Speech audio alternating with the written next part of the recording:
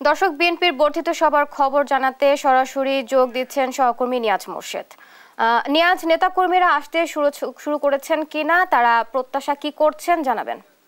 ধন্যবাদ বুবলি। দীর্ঘ 28 বছর পর বিএনপির আবারও বর্ধিত সভা ডেকেছে এবং এবারের এই বর্ধিত সভায় কিন্তু একটা গুরুত্বপূর্ণ তথ্য আছে। সেটি হলো এবার কিন্তু আপনার তৃণমূলের প্রায় 3,500 ডেলিগেট এখানে অংশগ্রহণ করবে এবং এই 3,500 ডেলিগেট কিন্তু সবাই কিন্তু স্থানীয় পর্যায়ের শীর্ষ পর্যায়ের নেতা যারা রয়েছেন তারা এখানে আজকে অংশগ্রহণ করবেন। যদিও এই বর্ধিত সভা ঠিক সকাল 10টায় শুরু হওয়ার কথা, কিন্তু ইতিমধ্যেই কিন্তু যারা শৃঙ্খলার দায়িত্বে রয়েছেন বা আপনার ঢাকা শহরের যারা শীর্ষ পর্যায়ের নেতা রয়েছেন তারা কিন্তু ইতিমধ্যে এখানে এসে পৌঁছেছেন এবং তারা যাতে কোনোভাবে কোনো বিশৃঙ্খলা না হয় সেই ব্যাপারটা কিন্তু আসলে তারা দেখেছেন।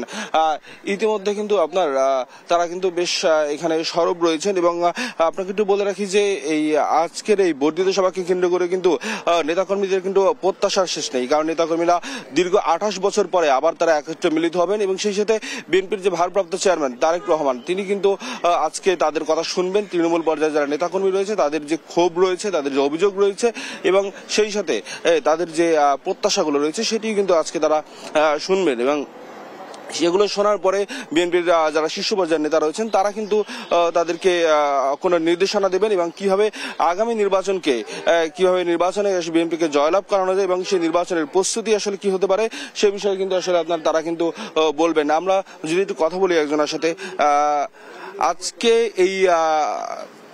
আজকে যে বর্ধিত সভা নিয়ে আসলে আপনাদের কি ধরনের প্রস্তুতি এখন পর্যন্ত সম্পন্ন হয়েছে?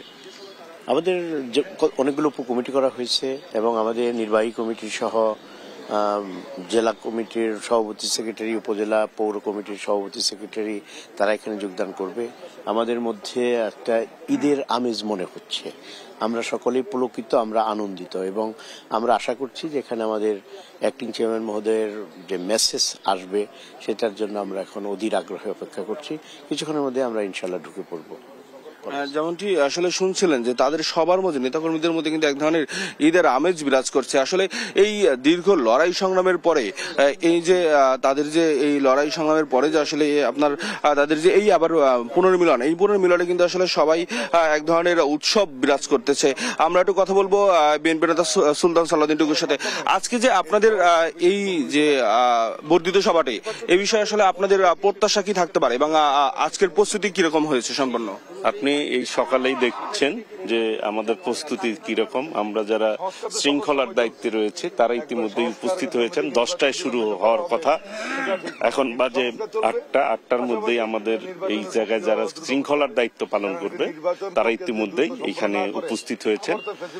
আমরা মনে করি আল্লাহর রহমতে আমাদের প্রোগ্রামটি ইনশাল্লাহ সাকসেসফুল হবে। এই বর্ধিত সভাটি, এই বর্ধিত সভা যে মূল যেই তাৎপর্য, মূল যেই মানুষের আগ্রহটা, জানার যে আগ্রহটা, বাংলাদেশের মানুষ এই মুহূর্তে কিন্তু নির্বাচন চায়, গণতন্ত্রকে তারা প্রাতিষ্ঠানিক রূপ দিতে চায়।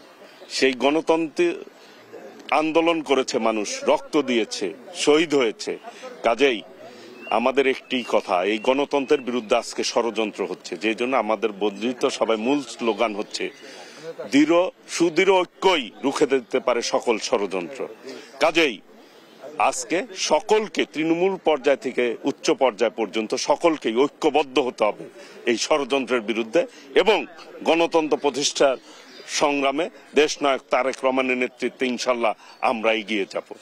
যেমনটি শুনছিলেন আসলে আপনার এই তাদের যে আসলে যে প্রত্যাশা এবার আজকে কিন্তু অনেক বড় প্রত্যাশা রয়েছে এবং সেই সাথে তৃণমূলের যে নেতাকর্মীদের এক ধরনের যে আপনার প্রত্যাশা সেটি আজকে পূরণ হবে এবং আগামী নেতৃত্ব কি হতে পারে এবং বিএনপির আসলে কি ধরনের নির্দেশনা থাকবে, বিএনপির শীর্ষ পর্যায়ের নেতারা সেই নির্দেশনা কিন্তু আজকে দেবেন তৃণমূল পর্যায়ে। এই ছিল আমার কাছে সর্বশেষ তথ্য।